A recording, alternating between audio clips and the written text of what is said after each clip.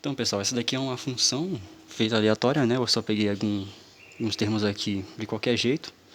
E aí a gente vai fazer a derivada implícita, né? Por que tem que ser implícita? Porque y e x estão misturados aqui. E a gente vai usar aquela nossa ideia, substituir y e x por funções ali, medidas, né? Que vão variar ao longo do tempo.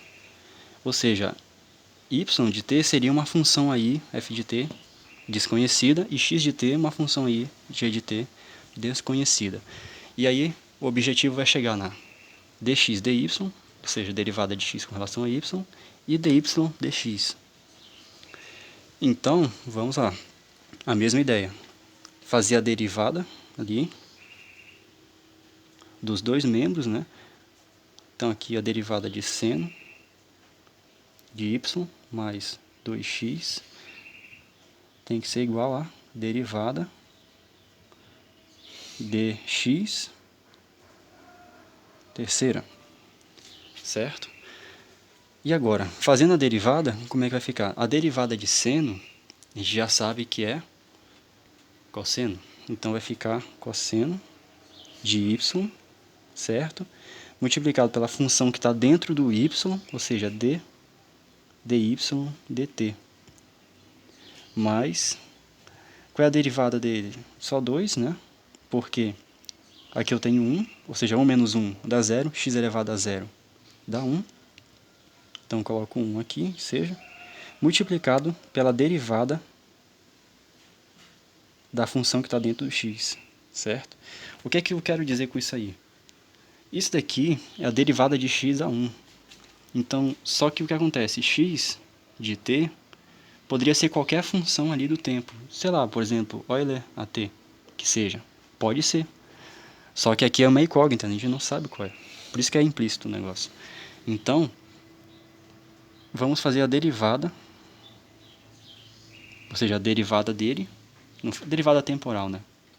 Ou uma outra ideia, pessoal, além daquela linha, para indicar símbolo de derivada também, a gente tem o ponto. Então, se a gente tem uma função aqui, a gente coloca um ponto em cima, significa que a gente está derivando no tempo. Qualquer função, se você coloca um ponto, todo mundo vai entender da área, né, que é uma derivação temporal. Enfim, essa derivada aqui de Euler elevado a t, só que é x elevado a 1.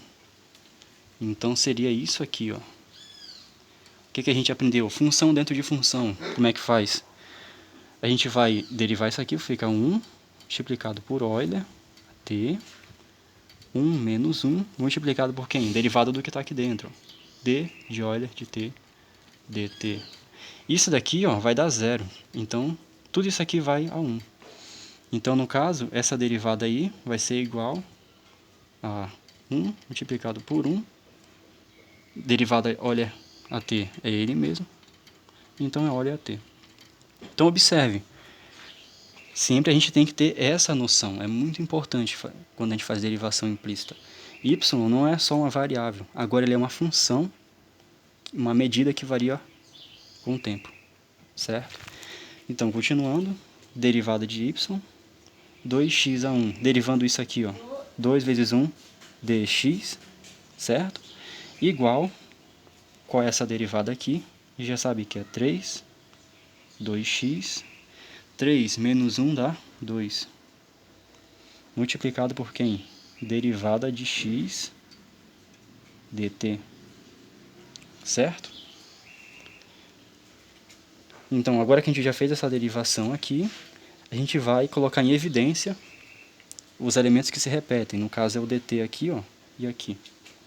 Então, colocando em evidência, vai ficar 1 sobre dt, abre chave, né? Cosseno de y,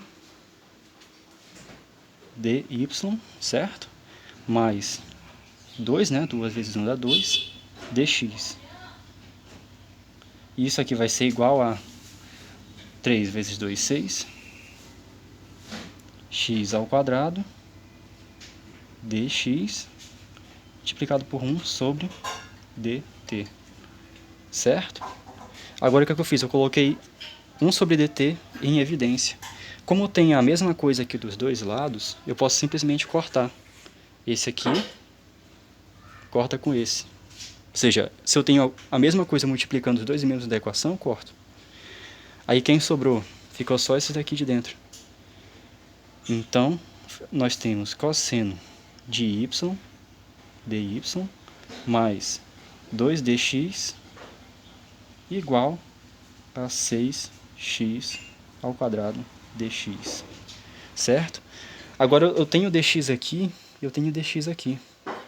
Então o que é que seria interessante eu fazer aqui? Eu jogar esse 2dx para lá e colocar o dx em evidência. Então vai ficar cosseno de y dy, que é igual a menos 2dx mais 6x ao quadrado dx. Certo? Agora eu posso colocar o dx em evidência. Então vai ficar cosseno de y dy igual a colocar 6x ao quadrado menos 2 dx.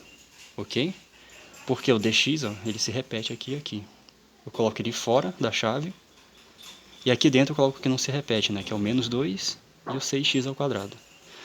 Agora o que é que eu vou fazer? Eu vou fazer esses isolamentos aqui, né? Isolar o dx dy, depois o dy dx. Ou na ordem que eu quiser. Enfim, vamos lá. Vou começar com dy, né? Então eu coloco dy. Vou colocar aqui a flecha que indica a continuação. Dy vai ser igual a... Vamos jogar esse cara aqui, ó, cosseno de y, o inverso para o outro lado, então fica embaixo. E agora, o dx, ele vai o inverso para cá. Então fica dx. Certo? E esse aqui fica no lugar dele, fica em cima mesmo. Então fica 6x ao quadrado menos 2. Certo? Então se eu não estiver feito, se eu não fiz nada errado, tá certo. Agora como é que eu faço para obter o dx dy? É simples, né? É só inverter. Esse cara todo aqui, ó, ele tem que passar para o outro lado ao inverso. Então fica cosseno de y 6x ao quadrado menos 2. E aqui é a mesma coisa, né? Se ele for passar para o outro lado, tem que ir ao inverso. Então fica dx dy. Então aqui eu tenho a outra derivada. O dx dy é isso aqui.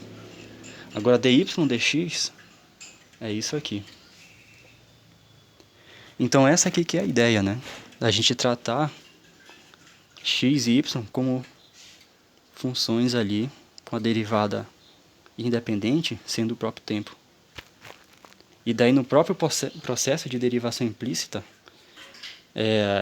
essa parte aqui temporal ela vai sumir e a gente só vai deixar uma medida em função da outra medida, né? A gente também pode se observar o problema desse modo. Então qualquer função aí